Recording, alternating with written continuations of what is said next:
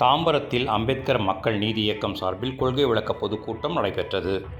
செங்கல்பட்டு மாவட்டம் தாம்பரம் பாரதி திடலில் அம்பேத்கர் மக்கள் நீதி இயக்கம் சார்பில் கொள்கை விளக்க பொதுக்கூட்டம் செங்கல்பட்டு மாவட்ட செயலாளர் வீர அலெக்சாண்டர் தலைமையில் மகளிர் அணி பொறுப்பாளர் ப. தாட்சாயினி வரவேற்பில் மிக சிறப்பாக நடைபெற்றது.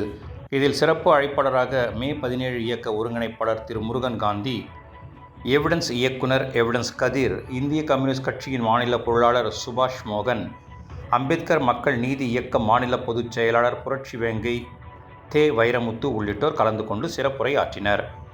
இக்கூட்டத்தில் சமூக நீதி, சமத்துவம், அரசியல் அமைப்பு மதிப்புகள், டாக்டர் பி.ஆர். அம்பேத்கரின் சிந்தனைகள் மற்றும் மக்கள் உரிமைகள் குறித்து விரிவாக எடுத்துரைக்கப்பட்டது. சமூக ஒற்றுமையை வலுப்படுத்தவும், அரசியல் அமைப்பு பாதுகாப்பை உறுதி செய்யவும் பொதுமக்கள் ஒன்றிணைய வேண்டும் என பேச்சாளர்கள் அறிவுறுத்தினர்.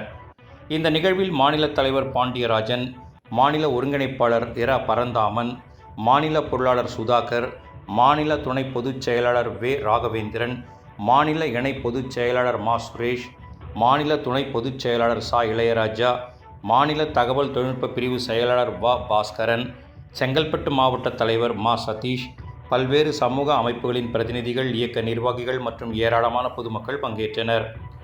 நிகழ்ச்சி அமைதியான முறையில் நடைபெற்றதுடன் பொதுமக்களிடையே நல்ல வரவேற்பை பெற்றது. குஜராத்தில் வேலை கொடுத்தாங்கன்னா நல்லாயிருக்கும். அதையும் நரேந்திர மோடிட்டு அவங்க கேட்டாங்கன்னா வேறு அனகாபுரத்தை அடுத்து தாம்பரத்திலே எவிக்ஷன் நடக்க போகுதுன்னு ஒரு விஷயம் பரவிட்டு இருக்கு. ஆக எவிக்ஷன் தவறான ஒரு முன்னுதாரணம். இப்போ வசிக்கக்கூடிய நீண்டகாலம் வசிக்கக்கூடிய மக்களுக்கு பட்டா தர வேண்டிய அரசாங்கத்தோட கடமை. மக்கள் வசிக்கிறது தான் வர்றாங்க, வேற எங்கே போவாங்க? கொடுக்குற வீடுகள் தரமற்ற வீடுகளாக இருக்குது. அதனால் இங்கே ஆக்கிரமிப்பு என்று சொல்வதற்கு எந்த முகாந்திரமும் இல்லைங்கிறது அனகாபுரத்தில் நிரூபணமாச்சு. ஏன்னா எந்த ஆவணமும் அவங்கக்கிட்ட இல்லை. வழக்கறிஞர் சுபாஷ் இருக்கிறாரு, அவர் சர்வே ரிப்போர்ட் கேட்டார். இது ஆக்கிரமிப்புன்னு சொல்கிறதுக்கு சர்வே இருக்கணும். அப்படி சர்வே ரிப்போர்ட்டே அவங்க சமர்ப்பிக்கவே இல்லை. அப்போ அதிகாரிகள் தனியார் நிறுவனங்களுக்கு, காசா கிராண்ட் கம்பெனிக்காரன் உள்ளுக்குள்ளே தான் கட்டியிருக்காங்க. அப்போ இது தனியார் நிறுவனத்தோட லாபத்துக்காக அதிகாரிகள் வெளிப்படையாக குற்றம் சொல்கிறாங்க, லஞ்சத்தை பெற்றுக்கொண்டு செய்கிறார்கள். இந்த ஆக்கிரமிப்புன்னு சொல்லி அகற்றுவதற்காக வரக்கூடிய அதிகாரிகள் பெரும்பாலானவர்கள் ஆக்கிரமிப்பின் மீது அக்கறை கொண்டெல்லாம் அவங்க நடைமுறைப்படுத்தப்படலை.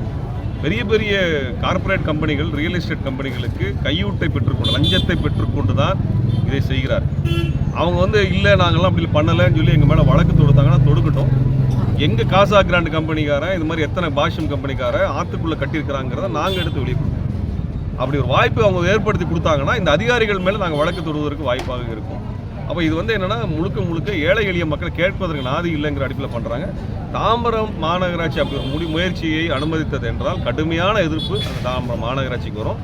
இது வருகின்ற உள்ளாட்சி தேர்தலிலும் எதிரொலிக்கும், நிச்சயமாக எதிரொலிக்கும். அனகாபுத்தூரில் எல்லாத்தையும் அப்புறப்படுத்தினாங்க. திமுகவுடைய வாக்குகள்லாம் வெளியே போச்சு. என்ன ஆச்சு? அது தோற்று போனாங்க. எந்த அளவுக்கு மக்கள் வெளியேற்றினாங்களோ அந்த மக்கள் அளவுக்கு தோற்று போனாங்க.